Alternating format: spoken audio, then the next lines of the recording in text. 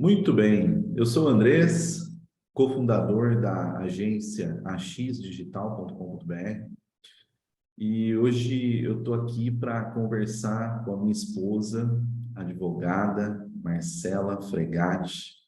Eu resolvi convidá-la para esse bate-papo porque eu estou sempre conversando com ela, em casa principalmente, sobre a ajuda que os meus mentorados, meus alunos pedem sobre contratos e outras coisas também.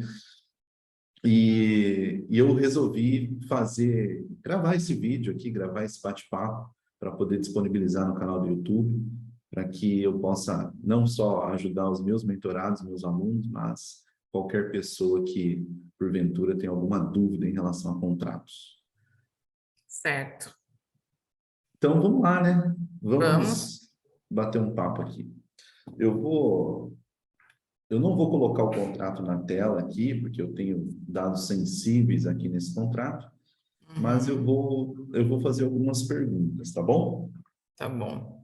E para você que está assistindo, saiba que não foi planejado isso aqui, eu não tenho perguntas planejadas, eu vou ler o contrato aqui e vou perguntar algumas coisas para ela que, inclusive, eu tive dúvidas hoje. Então, vamos lá. Eu fiz o contrato com uma empresa e essa empresa tem dois sócios. Sim. Eu enviei o meu formulário, eu envio um formulário para os meus clientes para que eles preencham esse formulário com os dados da empresa, dos sócios, para que eu possa confeccionar o contrato. Me diz uma coisa, eu tenho que exigir o preenchimento dos dados de todos os sócios ou basta apenas um sócio preencher os dados dele enquanto pessoa física? Uhum. Ó, é muito importante saber que a qualificação é um tópico, né, do contrato. E a qualificação dos sócios, você vai verificar quem está no contrato social da empresa como administrador, como a pessoa que é responsável por assinar esses contratos, tá? E essa pergunta é muito relevante, porque se você firma um contrato com uma empresa e às vezes quem assina esse contrato não é a pessoa responsável por assinar este contrato, e futuramente você precisa executar porque ela não pagou, alguma coisa nesse sentido, você vai ter dificuldade que a pessoa vai poder alegar que ela não fez aquilo ali, que ela não era responsável pela aquela assinatura, tá? Então, quando você faz um contrato, principalmente de valores maiores ou com empresas maiores, é importante que você peça o contrato social, tá? Ainda que isso também seja disponível na internet. Se você pegar os dados CNPJ da empresa, você vai entrar na JuSesp, no caso de São Paulo, ou nos outros estados é JuSe, o final é outro estado, e lá você vai ter informação disponível para você de quem são os sócios da empresa, tá? Ou você pede contrato social e assina quem está no contrato social como administrador responsável pelas assinaturas. Show de bola. Certo? Tem que tomar muito cuidado, né? Sim. Eu espero, até hoje não precisei executar nenhum contrato, espero nunca precisar executar, mas a gente tem que É se porque precaver. atualmente o fechamento dos contratos é você que faz, né? A maior parte dos contratos. Então, quando a Uhum. gente faz pessoalmente, você consegue ter um pouco mais de controle. Mas quando você tem uma empresa que depende da proporção, não é mais você que assina, que fecha os contratos, tem que ter um procedimento, né, na empresa, para que, sei lá, não caia algum golpe, alguma coisa nesse sentido, né? Legal. Muito bem. Eu tenho uma outra pergunta aqui que é o seguinte: eu preciso, por exemplo, eu tenho um serviço onde eu desenvolvo site para o cliente. Certo. Eu preciso destrinchar tudo que engloba esse serviço, ou eu posso colocar, por exemplo, o presente contrato tem como objeto o desenvolvimento do website só? Ou eu tenho que colocar, por exemplo, as páginas que eu vou desenvolver, quantas páginas são? Tenho que detalhar isso ou não tem necessidade? Sim, você tem que detalhar. Na verdade, o contrato, ele é um acordo de vontades, né? A sua vontade é a vontade do cliente. Agora, você na condição de empresa, você está, quem está te contratando pode ser um consumidor, como pode ser uma outra empresa, mas de qualquer forma ele é um consumidor do seu serviço, né? Então, você precisa esclarecer com o máximo possível o que você fez na sua proposta, sabe? Provavelmente você mandou uma proposta para o cliente aceitou aquela proposta. Você tem que transportar os dados da proposta para o contrato, ou dizer que este contrato ele é um documento que vem depois da proposta. Então, que a proposta ela está anexa ao contrato. Também é uma forma. Assim, você não tem que fazer mais ficar um negócio muito grande, sabe? Então, você pega aquela proposta e diz no contrato, objeto desse contrato tem como por objetivo a confecção de um site, né? A produção de um site. Fazendo parte deste contrato, a proposta número tal, anexo 1, certo? Show. Legal. Porque as pessoas na conversa, pode ter muita conversa, muita coisa, e daí você acabou fechando algumas coisas, não fechou outras, e pode ser que depois ela entenda que não foi isso que você disse, foi outras coisas. E sempre hoje as conversas são registradas, a maior parte das vezes, né? Então você faz isso por WhatsApp, grava um áudio, então tudo isso pode servir de prova, e depende como é que foi dito esse negócio, ficou meio estranho, então é importante colocar detalhadamente no contrato, tá? Interessante, muito bom. E me diz uma coisa, se alguém precisar do seu serviço para confeccionar um contrato para a empresa dele, você faria? Você Sim, faz? sim. Faço, faço. Show.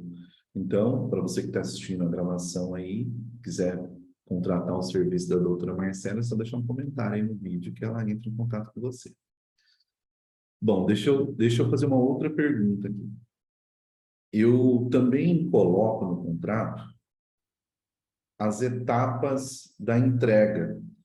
Então, por exemplo, eu coloquei uma tabela no contrato, eu fiz no Excel e transportei para o Word, né? Na Uhum. verdade, não é o Word, é o Google Docs que eu uso. Eu fiz uma tabela e eu coloquei as etapas. Então, por exemplo, tem a etapa que o cliente contrata o domínio, aí eu coloco que ele é o responsável, o prazo que ele tem para entregar essa etapa.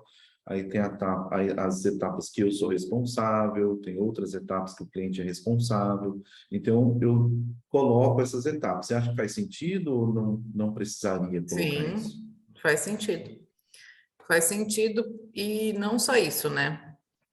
Eu entendo que além de você colocar esse cronograma, você deve colocar quais são as penalidades, as sanções que vai ocorrer caso você ou o cliente não cumpra com este combinado, né? Imagine que você feche um contrato de site e daí você tem lá toda uma estrutura de produção, né, de contratação de profissionais e tudo mais. Aí o cliente não cumpre com o prazo dele. Ah, daí você vai falar para ele assim, ó, mas você não cumpriu com o seu prazo. Mas tá, e daí? O que que isso implica, né? E a mesma coisa a empresa. E é importantíssimo que esse contrato seja equilibrado, tá? Eu sempre falo para os meus clientes assim, cuidado, que às vezes o cliente manda fazer um contrato, confeccionar um contrato e fala assim para mim, doutora, coloca aí só as coisas para me proteger, tá? Me protege de tudo quanto é coisa. Não tô nem aí, não tô nem aí, bota tudo para me proteger. Na verdade, as pessoas comumente comentam que esse contrato é um contrato leonino, né? Que é um contrato que está prevendo só coisas para uma determinada parte. Não é esse o objetivo do contrato. O objetivo do contrato é dar segurança para as duas partes. Então, a gente sempre pensa quais são as penalidades se você descumprir, quais são a empresa descumprir e o cliente descumprir, tá? Mas coloca assim um cronograma das etapas, porque eu entendo que tanto na programação, de site, confecção de sites, programadores, né? A pessoa tem ali uma expectativa, né, de ganhos financeiros, dependendo daquela prestação de serviço. Então, se houver atraso, pode ter prejuízos. Então, também é importante dizer que não só tem que descrever, como tem que pensar que cada caso é um caso. E o que comumente as pessoas fazem é um contrato para todos os clientes. E não dá para fazer um contrato para todos os clientes. Pode até ser que você tenha 2, 3 clientes com a mesma situação, mas cada cliente, ele requer uma coisa. Para isso, basta você cobrar o preço justo para cada situação e fazer o contrato também de acordo com cada situação. Interessante isso, interessante. Muito bom, muito bom. Eu tenho uma outra pergunta aqui, que é o seguinte. O valor do serviço, por exemplo, de website, ele tem foi definido um valor para o projeto daquele cliente, um projeto específico, diferente de outros clientes. Foi definido um valor total. E eu decidi parcelar esse pagamento para o cliente. Eu posso informar no contrato só o valor total, caso eu precise executar esse contrato, ou eu tenho que mencionar as parcelas, o valor das parcelas, eu tenho que especificar tudo isso? Tem que especificar tudo, né? Colocar tudo. O valor do contrato é R$1.000, que será pago em 10 parcelas de R$100, certo? E depois você coloca a multa e os juros, né? Os juros legais, multa é 2% e 1% ao mês, esses são os juros legais. Mas no seu contrato, você pode pactuar diferente. Tem pessoas que falam assim, mas eu não posso, mas eu não posso. Você pode, né?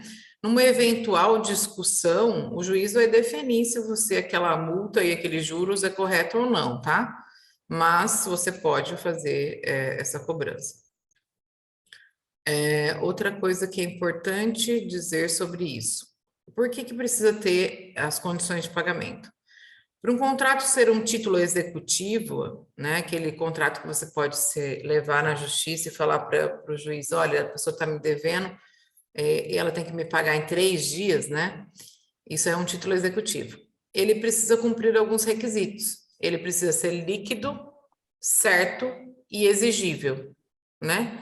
Então, o líquido é ter o valor lá, certinho. Então, imagina que você coloca R$1.000, mas era parcelado em 10 de 100. A pessoa deixa de te pagar, você faz a execução dos R$1.000. E a pessoa fala assim, não, mas o combinado era 10 de 100, eu estou devendo 2 parcelas só.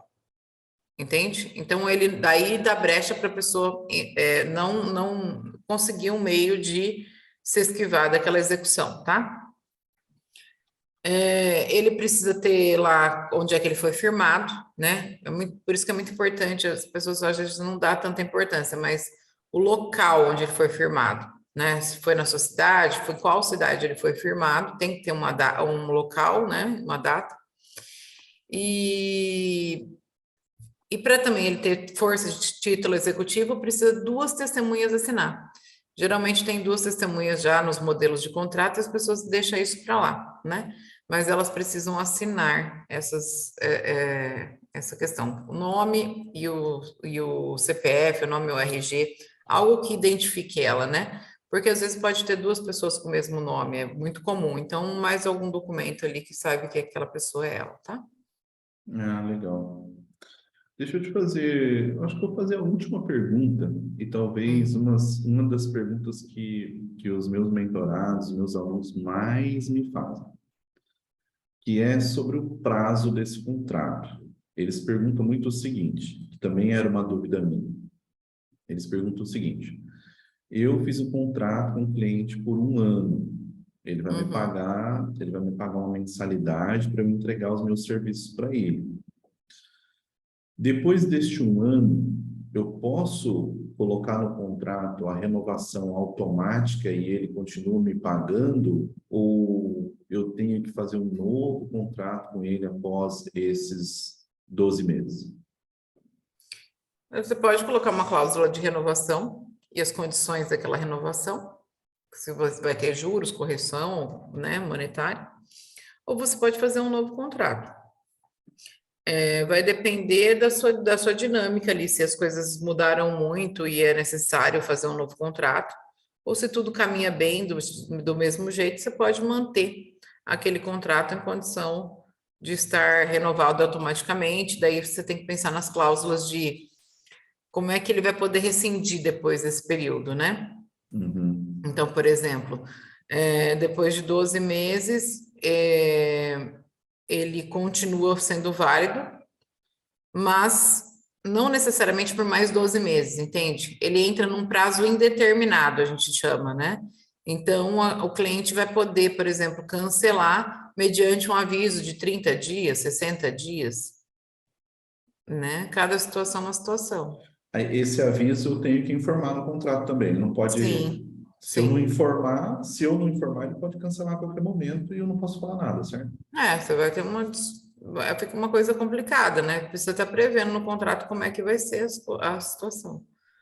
Seria Então, tão bom se a gente sempre, não precisasse de contrato, né? é, Seria muito bom. mas ele é muito bom. O É, contrato é não, maravilhoso. E olha, uma das coisas que é muito respeitada é um contrato, sabe? Muito, muito respeitado. Não precisa ser lindo, não precisa ser bonito. Tem pessoas que se preocupam muito com a estética do contrato, né? Na verdade, precisa ter lá as condições, os preços, a forma de cancelamento, a multa, todas essas coisas, estando todas as informações no contrato. Se houver uma discussão, né? Ainda que você falar, não, mas eu não vou processar ninguém, mesmo que a pessoa não me pague. Mas essa pessoa pode te processar, porque ela tinha uma expectativa de um determinado direito, de uma prestação de serviço que você não fez, por exemplo. Ela entende que você não fez, né? Porque as pessoas às vezes contratam uma determinada coisa achando que vai ter um resultado e não é aquele resultado que vai, né, surgir. Principalmente nessa área de programação, de sites, essas coisas. Isso é importante. Por isso é importante ter contrato. muito bem. Então, eu encerro as minhas perguntas aqui. Agradeço muito por você ter dedicado um tempinho aí para me responder, para me atender e ajudar o pessoal que são os meus alunos, meus mentorados, o pessoal que segue aí o canal. E para você que está assistindo, se quiser falar com a Marcela, basta deixar um comentário aí, basta deixar o seu comentário, eu entro em contato com você em particular, ou você pode me seguir no Instagram. Ah, fala o seu Instagram também, caso a pessoa É queira. Marcela Fregatti, facinho. Marcela Fregatti com 2 T's e I. Maravilha. Eu lembro que o Instagram dela é @Marcela_Fregatti, com 2T. É, Então, é assim que você vai encontrar o arroba dela lá. Mas com certeza, se você digitar Marcela Fregatti, vai achar só ela lá. só tem eu de Marcela Fregatti. Show de bola. Muito bem. Muito obrigado por ter assistido até aqui e até a próxima. Até.